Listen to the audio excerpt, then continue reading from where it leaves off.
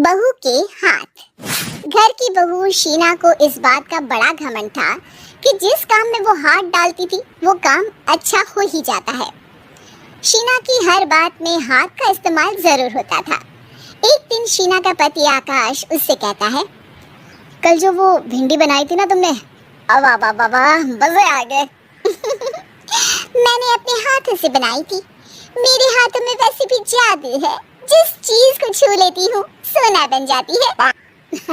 अब ये थोड़ा ज्यादा हो रहा है। मतलब अगर हर चीज को छू के सोना ही बना देती हो तुम, तो हमारे नाम के पीछे भी मणि लगा देते हम।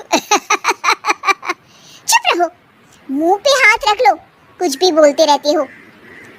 शीना की सास बगिया से पूजा के लिए फूल चुन रही थी। सुंदर, अति सुंदर, कितने प्यारे गुलाब के फूल हैं। भगवान जी खुश हो जाएंगे। मैंने अपने हाथों से जो पौधा लगाया था, मेरे हाथों की कोई भी चीज बेकार नहीं जाती। हाँ बेटा, सही कह रही है। इसीलिए तो तुम्हारे पिताजी से मैंने अपने बेटे के लिए तुम्हारा हाथ मांगा था।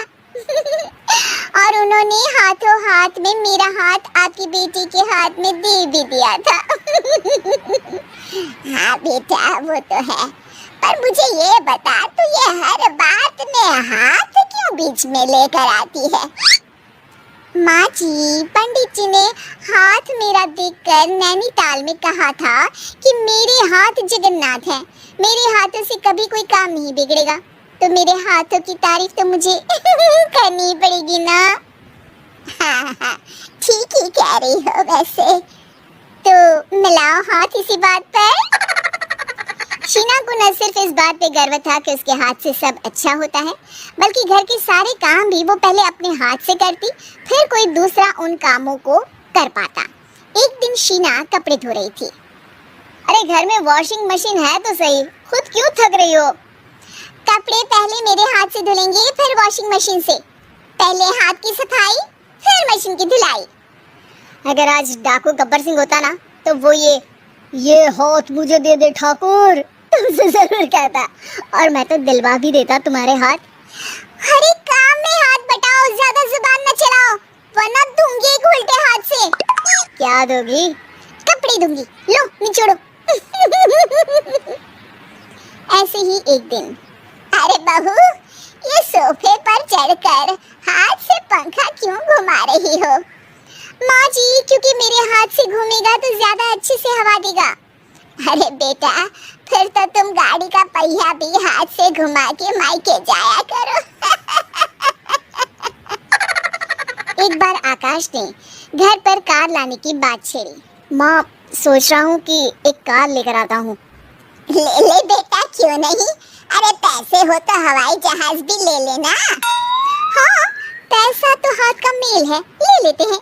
इस हाथ पैसे देंगे, उस हाथ कार ले लेंगे।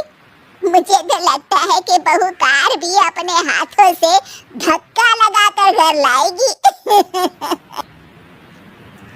वो तो नहीं करूंगी, लेकिन सबसे पहले स्टीयरिंग पर हाथ मैं ही लगाऊंगी, ताकि गाड़ी का आना शुभ हो।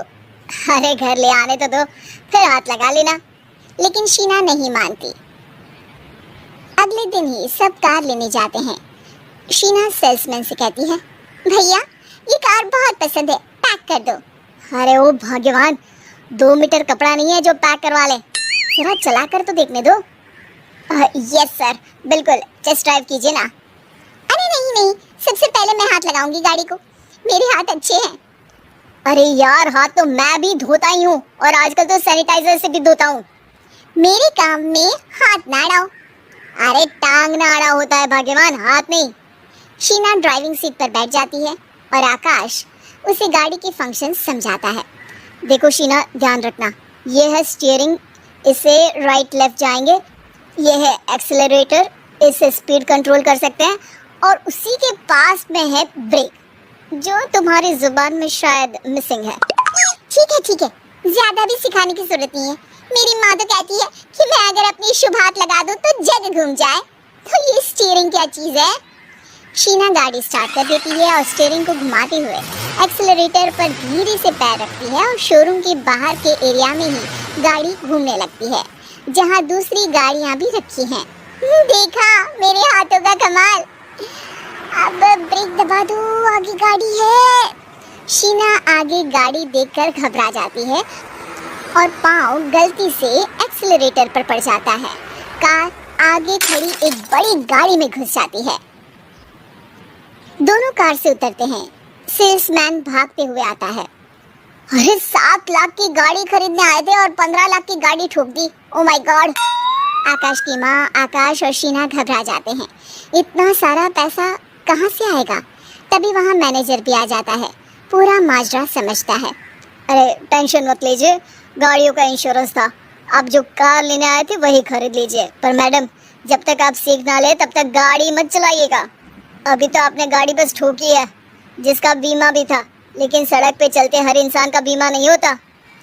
अरे मेरे हाथों से छुप भी गया ना तो उसकी जिंदगी बन जाएगी, और अगर चला भी गया तो स्वर्ग ही पाएगा। मैनेजर साहब, मेरे हाथ में कोई दिक्कत नहीं है, वो तो बस पाँव गलत जगह पर चला गया था। शीना की बात सुनकर आकाश